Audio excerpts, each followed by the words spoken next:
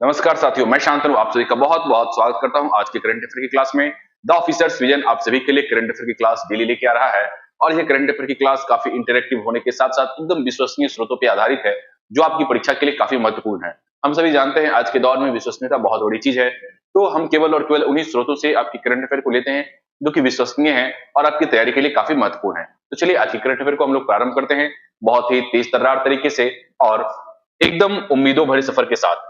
तो चलिए पहला करंट अफेयर हमारा है, पहली खबर जो हमारी है वो है एकल डेटाबेस और केंद्रीय प्रणाली की। मतलब यह है आपको दोस्तों, यह जो करंट अफेयर है यह आपको रिलेटेड है किससे? तो यह आपको रिलेटेड है सुप्रीम कोर्ट के वन केस वन डेटा से संबंधित। सुप्रीम कोर्ट ने एक नया डेटाबेस तैयार किया है अभी हाल ही में और इसके माध्यम से देश के सभी न्यायालय यानी कि सुप्रीम कोर्ट हो, हाई कोर्ट हो, जिला अदालतें हो, ठीक है, तो उन सभी को एकीकृत करने के लिए यह आपको यूनिफाइड डेटाबेस तैयार करने की बात की गई है। और इसका जो सबसे बड़ा बेनिफिट होना है, क्योंकि अगर यह सारे जो केसेस है वह एक डेटाबेस से जुड़ते हैं तो कहीं भी कोई भी केस हो, किसी केस का रेफरेंस देना हो या किसी केस के बारे में जानना हो, वह आपको बहुत ही सरल तरीके से आसानी से कोई भी जान सकता है, समझ सकता है। हम सभी जानते हैं कि सुप्रीम कोर्ट को एक अभिलेख न्यायालय कहा जाता है, यानी कि सुप्रीम कोर्ट की जो जजमेंट होते हैं उनका रेफरेंस सभी अदालतें देती है। तो इस संदर्भ में भी यह काफी महत्वपूर्ण होना है। तो इस यूनिफाइड डेटाबेस की जो अगर हम बात करें दोस्तों, तो देखें तो यह एक ऐतिहासिक डिजिटल इंफ्रास्ट्रक्चर यानी कि प्रोजेक्ट की शुरुआत 11 मई 2026 को की गई। भारत के मुख्य न्यायाधीश जिनका कि क्या नाम है, जस्टिस सूर्यकांत ने खुली अदालत में इसकी आधिकारिक घोषणा की। मुख्य उद्देश्य क्या है? तो देश के हर स्तर की अदालतों की जानकारी को एक साझा डेटाबेस और केंद्रीय प्रणाली से जोड़ना, ठीक है, एक यूनिफाइड डेटाबेस तैयार करना। मल्टी लेवल एकीकरण, यह क्या है? यह प्रणाली सुप्रीम कोर्ट, सभी हाई कोर्ट, जिला अदालतों और उप जिला तालुका अदालतों के रिकॉर्ड्स को आपस में एकीकृत करती है। यानी कि कोई भी व्यक्ति अगर अपराध करता है, कब किया, उसका डेटा हमेशा आपको देखा जा सकता है कहीं से भी, किसी भी स्तर से, ठीक है। तो इससे कहीं ना कहीं अपराध में कमी आएगी, साथ ही साथ जो जुडिशियल सिस्टम है वो स्मूथ होगा। वन केस वन डेटा, इसका प्रमुख लाभ क्या है? तो यह आपको है एकल डिजिटल पहचान, सिंगल आइडेंटिटी। जैसे कि नागरिकों के लिए आधार कार्ड होता है, वैसे ही हर केस को पूरे देश में एक ही प्रमाणित डिजिटल रिकॉर्ड दिया जाएगा, जिससे डेटा विसंगतियां दूर होगी। दूसरा क्या कहता है? त्वरित ऑनलाइन सत्यापन। यह मॉड्यूल संबंधित अदालतों के डेटाबेस से स्वचालित रूप से जानकारी प्राप्त, ऑटोमेटेड डेटा रिट्रीवल करेगा, जिससे मामलों का ऑनलाइन वेरिफिकेशन तेज हो जाएगा। फिर है पारस्परिकता, रेसिप्रोकल एक्सेस। आवश्यकता पड़ने पर उच्च न्यायालयों और विभिन्न सरकारी विभागों को केस की फाइलों तक सीधी और रियल टाइम पहुंच प्रदान की जाएगी, ठीक है। फिर है सटीकता और पारदर्शिता। तो इस व्यवस्था से कागजी कार्रवाई कमी होगी और लिपिकीय त्रुटियां, जो कि क्लरिकल एरर्स होते थे, वह भी रुकेगी और न्याय प्रणाली में क्या आएगी? पारदर्शिता आएगी। यानी कि यह आपको पूरी की पूरी जुडिशियल सिस्टम को स्मूथ करने में काफी महत्वपूर्ण होने वाला है। कोई भी अपराध कहीं भी हो, उसका एक अपना आइडेंटिटी होगा, ठीक है, और सारे एक जितने भी सारे केसेस होंगे वह एक डेटाबेस से जुड़े होंगे। किसी भी विभाग को कभी भी कोई भी जानकारी चाहिए वो आसानी से एक्सेस कर सकता है। चलिए आगे की ओर देखते हैं। एआई चैटबॉट सुसहायक, एआई एक चैटबॉट आया है, उसका क्या नाम है? सुसहाय या सुसहायक चैटबॉट, ठीक है। सुप्रीम कोर्ट की आधिकारिक वेबसाइट पर एक चैटबॉट है, उसका क्या नाम है? सुसहाय या सुसहायक। यह आपको एआई आधारित चैटबॉट है। यह क्या करता है? तो यह आपको इसे किसने विकसित किया? तो राष्ट्रीय सूचना विज्ञान केंद्र एनआईसी के द्वारा इसे विकसित किया गया सुप्रीम कोर्ट रजिस्ट्री के सहयोग से। और यह क्या है? तो आम नागरिकों, वादियों और वकीलों को आसान इंटरफेस के माध्यम से कोर्ट की आवश्यक ई सेवाओं तक पहुंच प्रदान करने में फ्रंट एंड मार्गदर्शन देता है, ठीक है। सीजीआई ने एक चेतावनी दी है कि एआई का हम लोग यूज तो करते हैं, लेकिन एआई कभी भी इंसानों का स्थान नहीं ले सकता है। हम बस इसका यूज कर सकते हैं कहां? तो टेक्नोलॉजी को, प्रक्रिया को स्मूथ बनाने में, बेहतर बनाने में इसका उपयोग हम लोग कर सकते हैं। आइए आगे की ओर देख बढ़ते हैं। आगे है दोस्तों हमारा राष्ट्रीय और फ्लोरेंस नाइटिंगेल पुरस्कार। ये उसी की तस्वीर है, ठीक है, ये क्या है? उसी की तस्वीर है। तो राष्ट्रीय फ्लोरेंस नाइटिंगेल अवार्ड के बारे में, राष्ट्रीय Florence Nightingale award, Florence Nightingale के बारे में यदि हम जाने तो फ्लोरेंस नाइटिंगेल जो है वो एक नर्स, विश्व प्रसिद्ध नर्स थी। उन्हीं के नाम पर प्रतिवर्ष 12 मई, कब? 12 मई को राष्ट्रीय अंतर्राष्ट्रीय नर्स दिवस मनाया जाता है। कब? 12 मई को। और इसी 12 मई को फ्लोरेंस नाइटिंगेल पुरस्कार भी प्रदान किया जाता है। तो भारत की राष्ट्रपति श्रीमती द्रौपदी मुर्मू ने राष्ट्रपति भवन में आयोजित एक विशेष समारोह में यह पुरस्कार प्रदान किए। और कितनों को दिया गया? तो 15 नर्सिंग पेशेवरों को यह पुरस्कार प्रदान किया गया है। राष्ट्रीय फ्लोरेंस नाइटिंगेल पुरस्कार कितने लोगों को दिया गया है? तो 15 पेशेवरों को दिया गया है। और यह 12 मई को फ्लोरेंस नाइटिंगेल की याद में अंतर्राष्ट्रीय नर्स दिवस मनाया जाता है, और उसी को देखते हुए, ठीक है, यह पुरस्कार प्रदान किया गया है, राष्ट्रीय फ्लोरेंस नाइटिंगेल पुरस्कार। इस अवसर पर केंद्रीय स्वास्थ्य एवं परिवार कल्याण मंत्री कौन है? जगत प्रकाश नड्डा, और राज्य मंत्री प्रताप राव जाधव भी उपस्थित रहे। पुरस्कार की पृष्ठभूमि को अगर हम समझें तो यह आपको इसकी शुरुआत केंद्रीय स्वास्थ्य एवं परिवार कल्याण मंत्रालय द्वारा कब किया गया था? तो 1973 में इस पुरस्कार की शुरुआत की जाती है, और यह सम्मान आपको देश भर के रजिस्टर्ड नर्सों, दाइयों यानी कि एएनएम, और लेडी हेल्थ विजिटर्स को दिया जाता है। पुरस्कार स्वरूप प्रत्येक विजेता को एक प्रमाण पत्र, एक पदक और 1 लाख रुपए की नकद राशि भी प्रदान की जाती है। यह पुरस्कार आधुनिक नर्सिंग के संस्थापक किनकी याद में जाता है? तो फ्लोरेंस नाइटिंगेल। फ्लोरेंस नाइटिंगेल का एक बहुत ही उनको कभी पूछता है बहुत सारे एग्जाम में कि द लेडी विथ लैंप के नाम से किन्हें जाना जाता है? तो यह फ्लोरेंस नाइटिंगेल को जाना जाता है। और यह आप जाके देखिएगा कि इन्हें द लेडी विथ लैंप क्यों कहते हैं, इसके पीछे की एक कहानी है, ठीक है। चलिए आगे की ओर देखते हैं। 2026 के कुछ प्रमुख विजेता में है एक आयशा बीवी के लक्षद्वीप की हैं, कुलविंदर पढ़ी ये लद्दाख की हैं, और उज्ज्वला महादेव स्वयं ये कहां की हैं? तो ये है महाराष्ट्र की, ठीक है। चलिए आगे की ओर बढ़ते हैं। इनका नाम बहुत महत्वपूर्ण नहीं है, बट कभी कभी पूछ सकता है। चलिए आगे का जो हमारा न्यूज है वो है दोस्तों international big cat alliance, IBCA, बहुत महत्वपूर्ण। इंटरनेशनल बिग कैट अलायंस प्रधानमंत्री मोदी के द्वारा यह एक पहल किया गया है, ताकि जितने भी बिजली प्रजाति के जीव हैं, जैसे कि आपको बाघ, शेर, तेंदुआ, चीता, इनकी सुरक्षा संरक्षण के लिए, संवर्धन के लिए अंतरराष्ट्रीय स्तर पर एक संगठन के माध्यम से प्रयास किया जाए। तो इसी के लिए अंतरराष्ट्रीय बिग कैट अलायंस प्रारंभ होता है। मुख्य उद्देश्य क्या है इंटरनेशनल बिग कैट अलायंस का? तो 7 प्रमुख प्रजातियां कौन कौन सा है इसमें? 7 बड़ी बिल्लियों, बाघ, शेर, तेंदुआ, हिम तेंदुआ, ठीक है, स्नो लेपर्ड जिसको कहते हैं, चीता, जगुआर और प्यूमा का संरक्षण करना है। वित्तीय और तकनीकी सहायता क्या है? तो ये न्यूज में दरअसल इसीलिए है क्योंकि सऊदी अरब ने इसे ज्वाइन किया, ठीक है।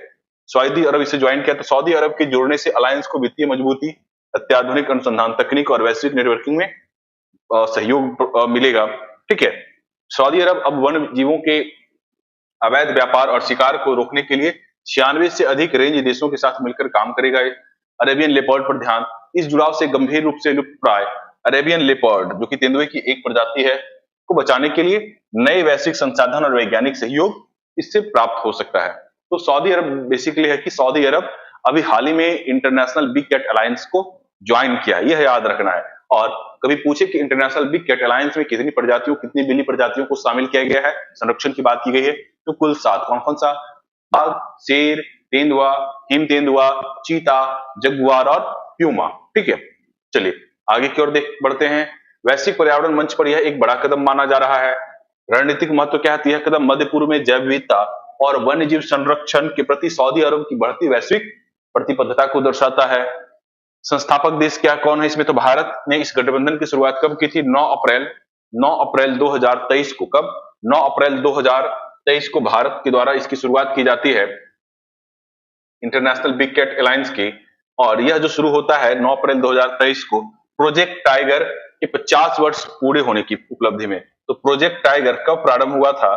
तो प्रोजेक्ट टाइगर हुआ था प्रारंभ आपको दोस्तों 1973 में। कई बार पूछता है प्रोजेक्ट टाइगर कब शुरू हुआ था? तो 1973 में। भारत में सबसे सर्वाधिक बाघ वाला राज्य कौन सा है? टाइगर स्टेट किसे कहते हैं?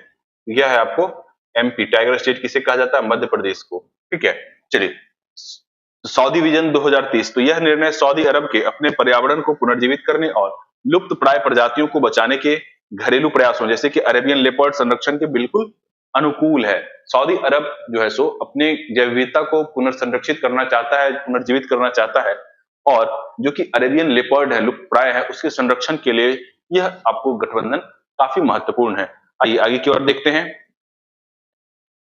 सऊदी अरब की बताना है कि राजधानी कहाँ है, यह आप कमेंट बॉक्स में कीजिएगा कि सऊदी अरब की राजधानी कहाँ है। India first low emission zone to come up in Pune, India का पहला आपको लो एमिशन जोन कहाँ स्थापित हुआ है? तो यह है पुणे में स्थापित हुआ है, ठीक है, पुणे के शिवाजी नगर क्षेत्र में यह स्थापित हुआ है। क्या है, तो महाराष्ट्र के पुणे शहर में भारत का पहला पूर्ण लो एमिशन जोन स्थापित करने की घोषणा की गई है। उद्देश्य क्या है, तो शहरी क्षेत्रों में बढ़ते वायु प्रदूषण को नियंत्रित करना और नागरिकों के स्वास्थ्य में सुधार करना इस लो एमिशन जोन का प्रमुख उद्देश्य है।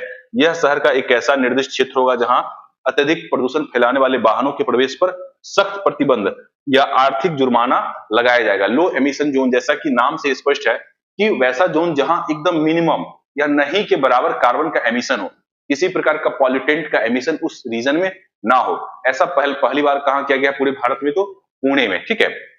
यह मॉडल आपको लंदन और पेरिस जैसे यूरोपीय शहरों के सफल पर्यावरण पर आधारित है। दोस्तों ऐसा क्या है कि हर शहर में ऐसा कोई ना कोई जोन, ऐसा सड़क, ऐसा मोहल्ला, ऐसा क्षेत्र होना चाहिए जहां की एकदम पॉल्यूटेंट का जो एमिशन है वो नहीं के बराबर हो। इससे क्या होता है कि इससे पूरे शहर में एक आदर्श व्यवस्था स्थापित होती है, लोगों में यह भावना जागृत होती है पर्यावरण के प्रति कि हम पर्यावरण के प्रति ज्यादा से ज्यादा क्या हो, सजग हों, हम ज्यादा से ज्यादा एमिशन को रोकें, हम ऐसे उपाय अपनाएं, ऐसी आदतें अपनाएं जो कि पर्यावरण के अनुकूल हो। हम प्लास्टिक का उपयोग ना के बराबर करें। हम अक्सर देखते हैं कि आप कोई भी बाजार गए, प्यास लगा, फट से 10 रुपए का बोतल लिए, पानी खरीद के पिए, बोतल फेंक दिए। इससे क्या हुआ, कचरा का जनरेशन हुआ, प्लास्टिक कचरा का पैदा हुआ, प्लास्टिक कचरा में हम लोग कंट्रीब्यूट किए। हम बाहर निकले, क्या किए, सब्जी लिए, फट से लिए, पॉलिथीन आसानी से उपलब्ध है, ले लिए। हम इन आदतों को धीरे धीरे बदल सकते हैं। बहुत सारे लोग, हालांकि इस पर बड़े स्तर पर कार्य करने की जरूरत है, ठीक है, क्योंकि आज जैसे हम बाहर जाते हैं, लस्सी पीते हैं, लस्सी क्या हुआ, प्लास्टिक में मिलता है, स्ट्रॉ प्लास्टिक का रहता है, पिए फेंक दिए, तो इससे प्लास्टिक का कचरा जनरेट होता है, वो रिसाइकल नहीं के बराबर होता है। तो ये इन चीजों को हम केवल देखिए, बहुत सारी चीजें ऐसी हैं जो सरकारी स्तर पर नहीं, हम अपने स्तर पर अपनी आदतों में सुधार करके ठीक कर सकते हैं। तो छोटी छोटी आदतें हमारी पृथ्वी के लिए काफी महत्वपूर्ण है। पृथ्वी पूरी मानव जाति के लिए एकमात्र घर है। इस चीज को हमेशा याद रखना चाहिए। हम प्रकृति प्रेमी हैं, तुम तो प्रकृति प्रेमी हैं, पृथ्वी की पूजा करते हैं, नदियों की पूजा करते हैं, ऐसा प्रयास ना करें कि नदियों को, पर्यावरण को दूषित करें। चलिए आगे की ओर बढ़ते हैं हम। इसकी मुख्य विशेषताएं क्या है, तो सख्त उत्सर्जन मानक, यानी कि इस जोन के भीतर केवल मानक वाले पेट्रोल डीजल वाहनों या इलेक्ट्रिक वाहनों को ही बिना किसी शुल्क के चलने की अनुमति होगी।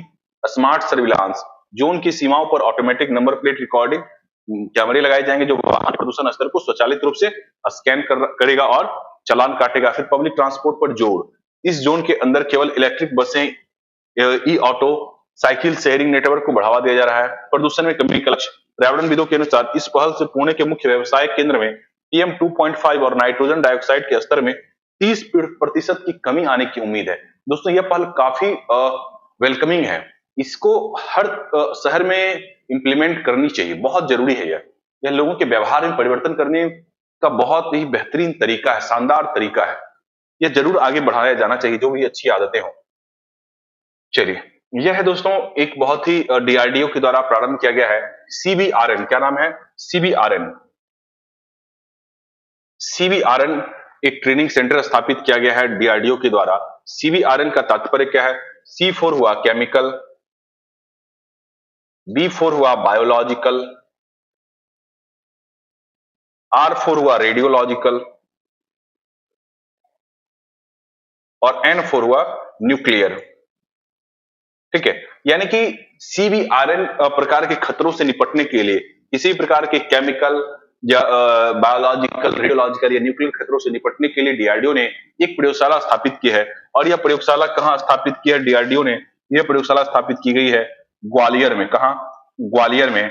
ग्वालियर की प्रयोगशाला में यह आपको, इस प्रयोगशाला की स्थापना DRDO द्वारा ग्वालियर में की गई है, ताकि इस प्रकार का कोई भी खतरा आता है तो हमारी सेनाएं उससे निपटने में सक्षम हो सके। तो इसी के लिए यह आपको काफी महत्वपूर्ण है कि DRDO की प्रयोगशाला में CBRN ट्रेनिंग फैसिलिटी कहां स्थापित की गई है, तो DRDO द्वारा की गई है। कहां की गई है, तो ग्वालियर में। आगे आते हैं नीति आयोग का CPO पोर्टल। CPO पोर्टल किस लिए लॉन्च किया गया है, यह आपको आकांक्षी जिलों की निगरानी के लिए, किसके लिए, जो भी आकांक्षी जिले हैं उसको निगरानी करने के लिए इस पोर्टल को लॉन्च किया गया है, ताकि वहां के चीजों को बेहतर रूप ढंग से मॉनिटर किया जाए, निगरानी किया जा सके, ठीक है। इसके लिए CPO पोर्टल लॉन्च किया गया, किसके द्वारा, नीति आयोग के द्वारा, ठीक। आकांक्षी जिलों या ब्लॉकों की डिजिटल निगरानी के लिए यह काफी महत्वपूर्ण है। चलिए, तो अगर हम नीति आयोग की बात करें दोस्तों, तो नीति आयोग जो है सो इसकी स्थापना कब होती है? तो नीति आयोग की स्थापना आपको नीति आयोग नीति आयोग की स्थापना कब होती है? 1 जनवरी 2015 को नीति आयोग स्थापित होता है। नीति आयोग स्थापित होता है। नीति आयोग का अध्यक्ष कौन होता है? तो अध्यक्ष हमारे प्राइम मिनिस्टर होते हैं। वर्तमान में उपाध्यक्ष कौन है? अभी हाल ही में उपाध्यक्ष बनाए गए हैं और ये भाजपा के विधायक भी हैं। इनका क्या नाम है? अर्थशास्त्री हैं ये अशोक लाहिड़ी। अशोक लाहिड़ी वर्तमान में इसके उपाध्यक्ष बनाए गए हैं। नीति आयोग के उपाध्यक्ष कौन बनाए गए हैं? अशोक लाहिड़ी। ठीक है, अशोक लाहिड़ी उपाध्यक्ष बनाए गए हैं। नीति आयोग कैसी संस्था है? इसकी प्रकृति कैसी है? तो यह आपको एक थिंक टैंक है। क्या है? थिंक टैंक है। और साथ ही साथ यह कैसी संस्था है? गैर संवैधानिक है। नीति आयोग कैसी संस्था है? यह आपको गैर संवैधानिक है। समझे? साथ ही साथ हम जानते हैं कि नीति आयोग को किसके स्थान पर लाया गया है? इसकी पूर्ववर्ती संस्था का क्या नाम था? योजना आयोग। योजना आयोग इसकी पूर्ववर्ती संस्था थी, उसी के स्थान पर लाया गया कौन? नीति आयोग। ठीक है, इन इंफॉर्मेशन को आप लोग याद रखिएगा। चलिए आगे की ओर बढ़ते हैं दोस्तों। आगे हमारा क्या है? Chief of defence staff. अभी हाल ही में नए chief of defence staff appoint करने की घोषणा की गई है। तो हमारे नए चीफ ऑफ डिफेंस स्टाफ कौन होंगे? लेफ्टिनेंट जनरल एनएस राजा सुब्रमणी। लेफ्टिनेंट जनरल एनएस राजा सुब्रमणी हमारे नए सीडीएस होंगे। सीडीएस का हेडक्वार्टर कहां होता है? तो यह आपको न्यू दिल्ली में इसका हेडक्वार्टर है सीडीएस का। और यह क्या करता है? बेसिकली जो सीडीएस का पद है इसकी स्थापना 2019 में की गई थी। और चूंकि कारगिल युद्ध में हमारी तीनों सेनाओं के बीच में जो युद्ध हुए थे, वहां से अनुभव लेते हुए यह पाया गया कि एक ऐसा पद सृजित किया जाए जो कि तीनों सेनाओं के बीच में किसी भी गंभीर परिस्थिति में, युद्ध की स्थिति में समन्वय स्थापित कर सके। तो इसके लिए थिएटर कमांड जरूरी है। थिएटर कमांड वह एक सेंट्रल कमांड होता है जहां तीनों सेनाएं आपस में बैठकर रणनीति पर चर्चा करती है और फिर उस प्लान को एग्जीक्यूट करती है। और यह जो थिएटर कमांड है वो बेसिकली जो हमारे ये सीडीएस होते हैं वो थिएटर कमांड के रूप में ही होते हैं। थिएटर कमांड के मुखिया ही माने जा सकते हैं, जिनके थ्रू तीनों सेनाएं एकीकृत रूप में, समन्वित रूप में रिटेलिएट करे या फिर वॉर में पार्टिसिपेट करे। तो इसके लिए महत्वपूर्ण है। ठीक है, यह आपको दिसंबर 2019 में इस पद को सृजित किया गया था। अगर इनके रोल को समझे सीडीएस को, यह प्रिंसिपल मिलिट्री एडवाइजर होते हैं, परमानेंट चेयरमैन होते हैं चीफ ऑफ स्टाफ कमेटी के, secretary of department of military affairs और head creation of integrated theatre command. वही मैंने कहा, बात की हुई थिएटर कमांड की। हमारे पहले सीडीएस कौन थे? तो जनरल बिपिन रावत हमारे पहले सीडीएस थे। दूसरे इनके वर्तमान में कौन है? अनिल चौहान। और अगले कौन होंगे? लेफ्टिनेंट जनरल एनएस राजा सुब्रमणी। ठीक है, लेफ्टिनेंट जनरल एनएस राजा सुब्रमणी। हाँ वही तो 30 मई 2026 को वे किसका स्थान लेंगे? तो अनिल चौहान का स्थान लेंगे। 30 मई को अनिल चौहान का कार्यकाल समाप्त हो रहा है। और इस पद का सृजन कब किया गया था? तो इसका गठन आपको दिसंबर 2019 में किया गया। एनएस राजा सुब्रमणी वर्तमान में राष्ट्रीय सुरक्षा परिषद सचिवालय में सैन्य सलाहकार के रूप में अपनी सेवा दे रहे हैं। उद्देश्य क्या होता है सीडीएस का? तीनों अंगों थल सेना, नौसेना और वायुसेना के बीच बेहतर समन्वय बनाना और सरकार को एकल सैन्य सलाह देना। ठीक है, इतिहास तो इसकी सिफारिश पहली बार बहुत महत्वपूर्ण है कारगिल युद्ध के बाद किसने किया था? समीक्षा समिति के सुब्रमण्यम कमेटी के द्वारा किया गया था। कारगिल समीक्षा समिति के सुब्रमण्यम कमेटी के द्वारा सीडीएस के पद की सिफारिश की गई थी। कभी पूछ दे कि सीडीएस के पद की सिफारिश किस कमेटी के द्वारा किया गया था? के सुब्रमण्यम कमेटी के द्वारा इस पद की सिफारिश की गई थी। आइए आगे की ओर बढ़ते हैं हम। आगे हमारा क्या है? इसकी कार्य जिम्मेदारियों को अगर हम समझें तो इसकी कार्य जिम्मेदारियां काफी बड़ी है और महत्वपूर्ण है। सीडीएस रक्षा मंत्री के प्रधान सैन्य सलाहकार के रूप में कार्य करते हैं। इनकी दोहरी भूमिका भी होती है। वे रक्षा मंत्रालय के सैन्य मामलों के विभाग के सचिव भी होते हैं और वे चीफ ऑफ स्टाफ कमेटी के अस्थायी अध्यक्ष भी होते हैं। थिएटर कमांड, इनका मुख्य लक्ष्य क्या है? तो भारतीय सेना को थिएटर कमांड यानी कि एकीकृत कमांड में बदलना है और युद्ध के समय तीनों सेनाओं को मिलकर, ताकि युद्ध के समय तीनों सेना मिलकर क्या है? लड़ सके, बेहतर समन्वय के साथ लड़ सके। जनरल बिपिन रावत हमारे पहले सीडीएस थे। दूसरे सीडीएस कौन हुए? अनिल चौहान। और तीसरे सीडीएस अभी कौन होंगे? एनएस राजा सुब्रमण्य। ठीक है, आइए आगे देखते हैं। आगे हमारा क्या है भाई? तमिलनाडु में नए राजनीतिक युग का शुभारंभ।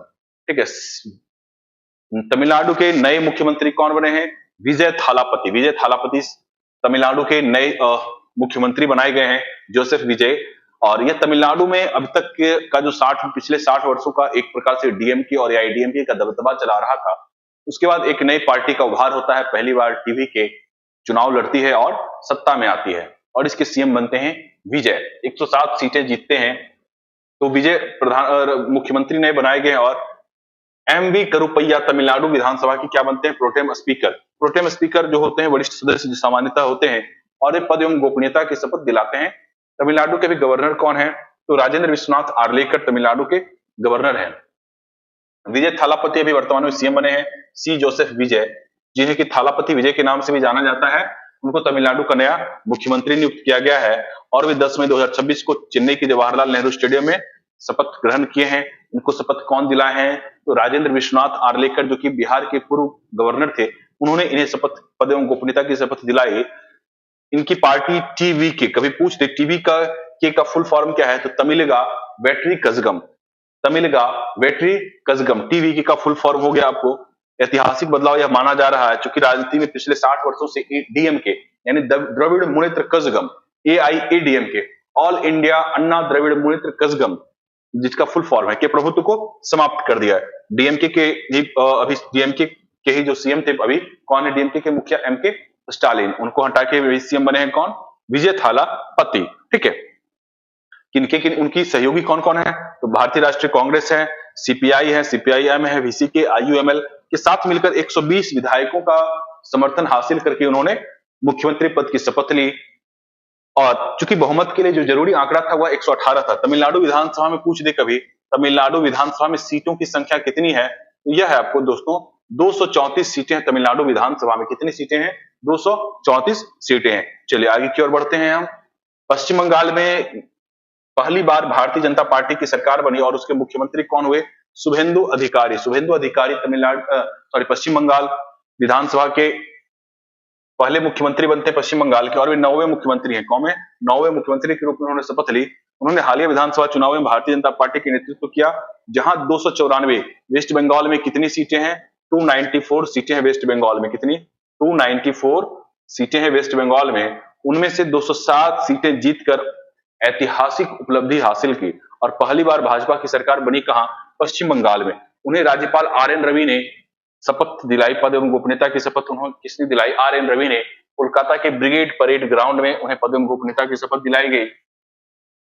चलिए, वे भाजपा के पहले मुख्यमंत्री हैं जिससे राज्य में टीएमसी तृणमूल कांग्रेस की 15 वर्षों का जो शासन था वो समाप्त हुआ। तृणमूल कांग्रेस भी एक लंबे शासन, आई थिंक मुझे एग्जैक्ट याद नहीं है, वही 20 साल से 20 या 22 सालों से चला रहा शासन था कम्युनिस्ट पार्टी का। उसे हटा के कौन आई थी, तृणमूल कांग्रेस। आगे की ओर है, असम के राज्यपाल ने हेमंता बिस्वा शर्मा को मुख्यमंत्री की पद की शपथ दिलाई। तो हेमंता बिस्वा शर्मा भी लगातार दूसरी बार सीएम बने हैं, कहां के, आसाम के, और उन्हें लक्ष्मण प्रसाद आचार्य के द्वारा पद एवं गोपनीयता की शपथ दिलाई गई। कितने, डॉक्टर हेमंता बिस्वा शर्मा को 12 मई 2026 को उन्होंने शपथ ली। ठीक है, और असम में सीटों की संख्या कितनी है, तो असम में दोस्तों सीटों की संख्या कितनी है, यह है आपको 126। असम विधानसभा में कितनी सीटें हैं, 126 सीटें, जिसमें से 102 सीटें भारी बहुमत से उन्होंने जीता और लगातार दूसरा कार्यकाल उनका यह होगा। चलिए, तो अगर हम सीटों की संख्या की बात करें तो सबसे पहला क्या था, तमिलनाडु, उसमें सीटें कितनी थी, 234।